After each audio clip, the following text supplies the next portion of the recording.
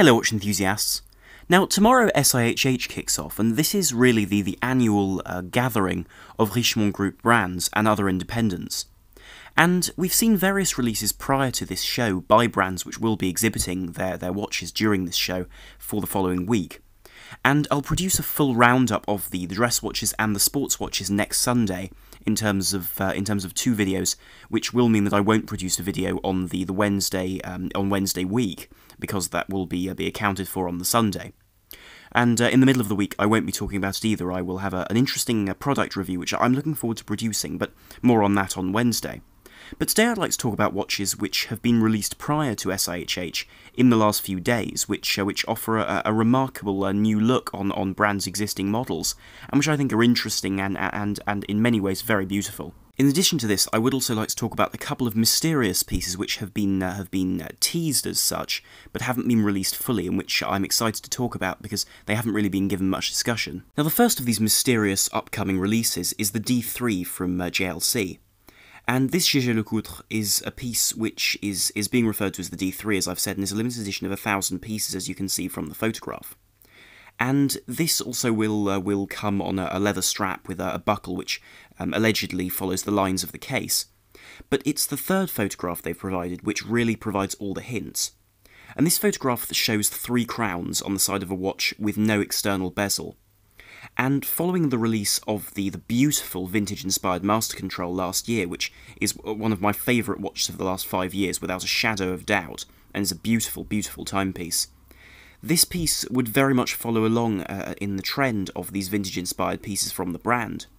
And this is, in many people's eyes, or at least in many people's hopes, is a re-edition of the very famous GLC Memovox Polaris. And this fits with the historical timing of this watch, because historically this watch was released in 1965 as the lacquered shiny dial variant. However, later on, in 1968, they changed the hands to more legible hands and provided a matte dial, which really became the iconic version of this timepiece.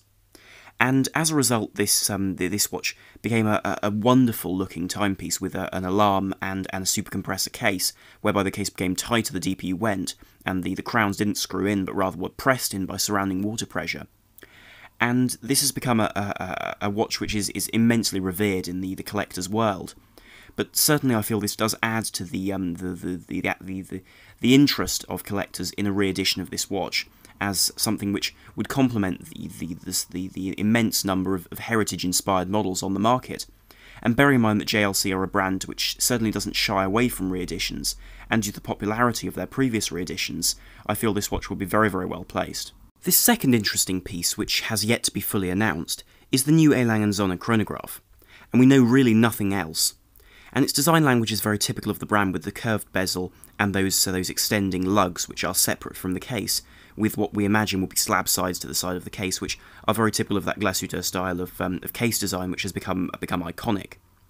But the design of this watch seems very alien, because assuming that rendering of the dial on it is in fact simply a rendering of the full dial in its entirety, without the inclusion of any other sort of hands on the dial, it would appear that this chronograph has a very peculiar style of display, since we can assume it's a Rattrapante style of chronograph from the number of pushes it has, being 3 plus a crown. It does appear to have 3 hands in its centre, though I would assume that none of them are usual chronograph hands, which again brings up many questions as to how this watch will function. But then of course there is the argument this is a smartwatch, which I think is extremely unlikely, bearing in mind the brand and their market, which simply doesn't seem interested in such a device. But certainly it's a piece which I'm extremely curious to find out more about, and I'm sure we will very soon. And before I tackle the watches which actually have been released and which we're able to see the full specifications of, I would like to make just 2 points just to make it clear as to how I'm approaching this video, because it is true that with regards to these new releases, we've seen a lot of releases this month. And in this video I don't intend to talk about releases from other watch groups or brands which aren't featured at SIHH, as I'll cover those at the end of the month with my monthly recap of releases. So don't worry, I haven't missed them, but I will recap over those at the end of the month. There is also the aspect of the new Piaget 910p, which I talked about previously, so I won't be including it here, despite the incredible technical feat that it is at 4.33mm thick, which is a massively large leap in terms of automatic watches. And the first watch I'd like to talk about with its full specifications is the new Baume Mercier Clifton Baumatic 5 days chronometer. And many people are put off, really, by Baume Mercier in recent years due to the fact that they have become, very sadly, a non-entity in the watch industry in terms of being looked at with an element of scepticism when they release new watches, just because they don't produce in-house movements, and they operate at a difficult price range in terms of marketing, because they operate higher than the mid-range watches, but don't offer to many people the recognition or the quality of a luxury item. However, with this watch I feel they've really turned things around towards their past, which was far more illustrious, with very interesting watches under the name of Baumatic. And so by rekindling this name and this spirit, I feel they are directing themselves in a new direction which promises great things for the brand. And this is their first watch to feature their new in-house caliber BM12-1975A, a 21 dual movement with a 5-day power reserve and a silicon balance, as well as a cost chronometer tested movement, a new escapement and balance, and very long service intervals of significantly more than 5 years they've now stated, which is something of an impressive feature of a watch of this sort of price range, which comes in at 2,500 Swiss francs, or 2,450 to be exact. And that price means that this is pitted directly against Tudor and their offerings at this price range, who really do dominate the market at this range simply because of their immense brand presence and the fact they do produce some extremely good designs. And this watch is antimagnetic to 1500 Gauss, so hardly 15,000, but certainly it has antimagnetism which is unheard of at this price range, which is remarkable, frankly, the fact they're able to produce this with their first chronometer movement and their first in-house movement, which I think does promise great things for the brand. And the resistance of the watch is combined with great elegance, because it is a dress watch at base, a 40mm watch with a very slim case of 10.33mm for this type of watch, with all the resistance you would expect from a watch for daily wear, with this attractive white dial with applied indices. And the movement is even very nicely decorated as well for this price range, which does add to the interest in this watch with an exhibition case back, courtesy of the fact they can have a silicon balance spring, which means that it remains anti-magnetic despite the fact there's no cage. And so I feel this watch offers great things in terms of the future of Baume Mercier, which it's been sad to see lingering around the bottom of the pack in terms of being seen and in terms of their recognition, because they are a brand with great heritage and with a history which is very interesting. And so I'm very glad to see this brand producing a watch which really does offer something to the market and something interesting, which is both competitive and interesting and different to other watches on the market. The second watch I'd like to talk about is the new GLC Reverso Tribute Duoface Limited Edition. And this pink gold watch, which is 49.4mm long by 29.9mm wide and 12.6mm thick, is a piece which I am truly biased about, because I yearn to have one of these watches. It offers such a gorgeous design and an elegance which is not seen in other watches, and I feel GLC have really mastered this watch over the years since 1931. And this watch is a particularly interesting model because it features two faces. And they produced Duoface models before, and in fact I'm a great fan of the Duoface, but this model I feel captures the elegance of the watch perfectly. And internally it features the manual caliber 854, which is a model with a relatively simple layout and a simple beat rate, a low beat rate. But being manually wound and of that nature does mean that service intervals should be quite long, and it is a simple movement in terms of things to go wrong. And this features two faces. It features on the one side the current time with small seconds, whilst on the opposite side, which is a different colour as well, we have the 24-hour indicator, which allows you to have two separate time zones for travelling, or simply for checking the time in a different part of the world. The build of this watch is entirely 18-karat pink gold, which features these wonderful strakes across the sides of the case, which are of course typical of this design. There is also a sun style of engraving effect on the backing of the watch between the moving case and the skeleton, if you will, of the watch with the lugs. It does also feature the crown, which is reminiscent of their earlier models, which they moved away from in previous years, but they've returned to in the last couple of years with this wider style of crown, which offers, I feel, a stockier look, which works much better with the design of the watch. It's also presented on this beautiful shell Cordovan strap, which is this bicolour style, and is produced by a very famous tanner, which does produce a gorgeous quality, and I think matches this watch very, very well, whilst a black colour would be too harsh on this pink gold case. In terms of dial decoration, we have the opposite layout to the steel and standard non-limited version of this watch. And it's worth noting at this point this watch is limited to 100 pieces, so they certainly are going to be rare, and no price has been announced, which is bad news in terms of a value option. But in terms of the design, we have the opposite layout in terms of dial colours, with the black anthracite style of grey dial on the front of the watch, with those small seconds painted on as well, which has the larger style of dial, which works very, very nicely with this watch in terms of providing a clear and legible layout. On the reverse, the secondary dial is this crisp silvery white with a small dial in the centre of this opening, with a guilloche pattern around it, and then that day-night indicator in the round beneath it, which again adds to the elegance of this in terms of a smaller and more delicate style, as opposed to the larger and more legible front of the watch. But either way, I think this is an extremely beautiful timepiece and a worthy addition to the JLC range. The next watch is a piece which draws enormously on the heritage of the brand who manufactures it, and this is the new A.Lange Sohne 1815 Homage to Walter Lange. And this is a piece which draws upon the story of A.Lange Sohne and its history through time, because they certainly have a very rich history with regards to the production of their watches, and indeed the elegance of their timepieces. Because these watches from Glashütte have a very particular design which is typical of that area, with those curved bezels, those separate lugs, and the slab-sidedness of their cases. But then the detail on these watches is always tremendous. And this watch features a design which is designed to bring back the history of the brand, because whilst paying homage to Walter Lange, the man who restarted the brand in the 1990s and who unfortunately died at 92 in 2017, allows the brand to move back and look at one of their most celebrated moves with regard to watchmaking. Because in 1887 they produced the first watch with a jumping sweep second hand, and this allows the second hand to jump from one second to the next like a quartz watch, but whilst retaining all the mechanical components one would normally expect from the brand. And the watch is 40.5mm in diameter by 10.7mm thick, with the in-house caliber L1924 in it. And the case is available in three variants, in yellow gold, white gold and pink gold, with each being produced in different numbers of variants, with the yellow gold being 27 pieces, the white gold 145 and the pink gold 90. And the watch is available also with a black dialed version on the white gold model to offer a slightly different look to that silver version. And the hands are of course beautifully blued in that typical shape, with the elongated counterbalance on the second hand, or rather the central second hand, because we have a continual flowing one at 6 o'clock on that subsidiary second dial, which features a different tone, a more silvered tone to the rest of the dial to differentiate itself. Furthermore, the rest of the dial is beautifully finished, with a detailing which would only be seen from this brand on such a simple timepiece, with a delicate surface touch, which just adds to the design of this watch, and of course with the usual branding.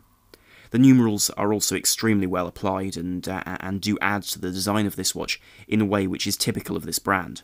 Naturally, the movement of this watch is a thing of absolute beauty, with the caliber L1924 with its wonderful German silver bridges, and its hand-engraved balance cock, which has become something typical of the brand, which is unique to each watch because it's hand-engraved.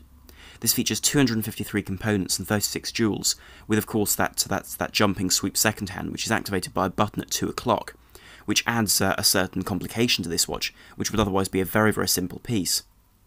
And it operates with a system of star and flirt, which is depicted extremely well by A.Lange Sohne's own video on this, which I would recommend you go and watch, because it does teach one exactly how it functions, which effectively works by a small star which turns, which allows this flirt to be released, which allows the energy to be moved directly to one jump of the second hand rather than a continual flow. Though of course the brand demonstrate and explain this much better than I do. And it's a watch which offers a design which is enormously classic. It's truly timeless, but does exude the design which we've come to love from this classical German brand, who really do know how to make a luxury timepiece. From H. Moser and C, we've seen quite an interesting new release, but in the form of two watches which are both tourbillons. And the first watch, which I'll gloss over briefly because I think it's a beautiful piece, but I want to direct my attention at another model they've released recently, is the Endeavour tourbillon concept. And this takes the inspiration from their other concept models in terms of reducing the watch to its pure function, to the hours, the minutes, and nothing else. No indices, no second hand, no date. And this piece adds further to that by using their HMC caliber 804, which features this wonderful tourbillon, this 60-second tourbillon at 6 o'clock, which only adds to the complexity of a fundamentally extremely simple watch. The case design of this 42mm white gold case is also very beautiful, with a fully polished setup and these wonderful curves which arc into the lugs with an onion style of crown to further the concept. And I must say the design of this watch is one of the best dress watches on the market. I think it's really inspired and gives an elegance which isn't possible with indices and a complex dial. And the price for this watch, which is a limited edition of 20 pieces in this format, is 69,000 Swiss francs with this wonderful tourbillon and this beautiful fumé blue dial. However, it's not really this watch I want to talk about, because they also released another watch which has caused much controversy over the last few days. And this is the piece I've been keen to talk about, because it's a piece which has caused enormous amounts of discussion. And this is the H. Moser & C Swiss Icons watch. And those who haven't seen pictures of this watch or read any articles about it yet may well be scratching your chins in confusion, and this is exactly what I did when I first saw the watch. And it's a watch which takes inspiration, or at least almost exact parts from different brands. So we see an Hublot case, a Panerai crown guard and style of sandwich dial, Breguet hands, a Patek Philippe style of dial colouring from a Nautilus, a bridge across their tourbillon, which is very reminiscent of Girard-Perregaux. We also see IWC style branding, a Royal Oak style of bezel, except knurled like a Rolex one with the GMT insert. And this was designed to be a watch in protest of brands which produce advertising and publicity to elevate their prices through the use of celebrities, influencers, and indeed long histories. But I feel that overall the concept of this watch is somewhat lost, because as a principle this watch was a publicity stunt. So there is a certain irony to its production. And it was due to be auctioned later on in the year, but due to various reasons which I don't know fully, and therefore I won't comment on because it simply isn't my place, they've withdrawn all details of this watch on their website and all their social media. And I'm very curious to hear your opinions on this piece, as to whether you think it's a valid point they're making, and indeed you think this piece is an interesting means of conveying that, or if indeed you think that this is simply an advertising stunt in poor taste, because I genuinely am curious as to what you think of this piece. As of course it's not designed to be a production piece or anything like that, but purely to make a point. Now the following watch, unlike the Baumatic, which I thought was a very well taken opportunity, is in my eyes a missed opportunity. And this is the new FP Journe Chronographe Monopoussoir Rattrapante. And I have the utmost respect for Journe as a watchmaker and a watch manufacturer, as I feel that his watches, and indeed the brand's watches, are some of the best in the world, and offer a design and build which is unique in the watch industry. However, I can't help but find the design of this timepiece hideous. And the truth is that the movement of this watch is almost perfectly taken over, albeit with some slight modifications, from the only watch model in tantalum which was produced for charity earlier in the year, which is a beautiful, beautiful timepiece, a unique timepiece, which remains both masculine in its design, but also classic and well-formed. This piece is a 44mm diameter sports model with a 12.1mm thickness, and the caliber's new reference is 1518 from 1517 used in that previous chronograph. The watch is available in 3 different finishes. For 58,000 Swiss francs, it's available in this blackened titanium, which also has matching bridges on the movement, which is to say that rather than being solid gold like the other 2 versions, to continue with the lightweight style of this watch, the bridges have been finished out of still beautifully decorated aluminium rather than gold. Then for 78,000 Swiss francs, we have the gold version, which is my least favourite, I must say, because it's simply too bold with that black and gold colouring. Then for 106,000, we have probably the most subdued in platinum. And the design of this watch features this integrated bracelet, which has that butterfly clasp, and these rubber sections on the links to provide additional support. Then the dial is a piece which is, again, very, very busy, but I think is made to work very well with this design, in this dark grey and gold indices, with luminescent material available on the titanium version as the most sporty of these versions. The movement is quite a curious aspect of this watch as well, because as I've said, it comes in 2 variations in terms of colouring and material. But in terms of its function, it is a movement which is a manually wound Rattrapante style of Monopoussoir chronograph. So the top pusher starts, stops and resets the chronograph, whilst the bottom pusher operates the second hand, or the subsidiary second hand, which allows you to mark intervals within the timing of the main chronograph, which is an interesting concept and one which is quite useful if you're measuring distances and time. And I do feel that my comment about this watch being a missed opportunity is perhaps a bit bold, bearing in mind the innovation of this watch. However, the reason why I say this is because this watch is marketed towards a sporting audience, or at least the most sporting audience that FP Journe would access. However, it features a movement which is of the most delicate and beautiful nature, which I feel is wasted in a case which doesn't support that elegance, whereas a dress watch would have provided the necessary canvas for the beauty of this movement to be visible. Which I think is a bit of a shame, really, but I suppose they wanted to separate this movement from its big brother, that only watch piece, whilst producing the movement in continuation, and so as a result producing it in this case was the only way of continuing it in that direction. But I do think that this movement would do infinitely better if provided inside a delicate gold, tantalum or platinum style of dress watch case. And I'll conclude this video here, but do leave your comments down below and your opinions of these various watches I've shown you, because I very much am interested to hear your thoughts on these various pieces, which vary from the tasteful to the less tasteful to the simply preposterous. And as a result, I suppose one has these interesting options going into SIHH, and of course I will produce my 2 videos on the show itself next weekend and release them on the Sunday to provide you with a good overview of the releases seen during this week. But if you enjoyed the video, then please do like, share and subscribe in order to help the channel and to be able to enjoy more content here in future. So thank you very much for watching. This is A.Lange the Watch Guy, over and out.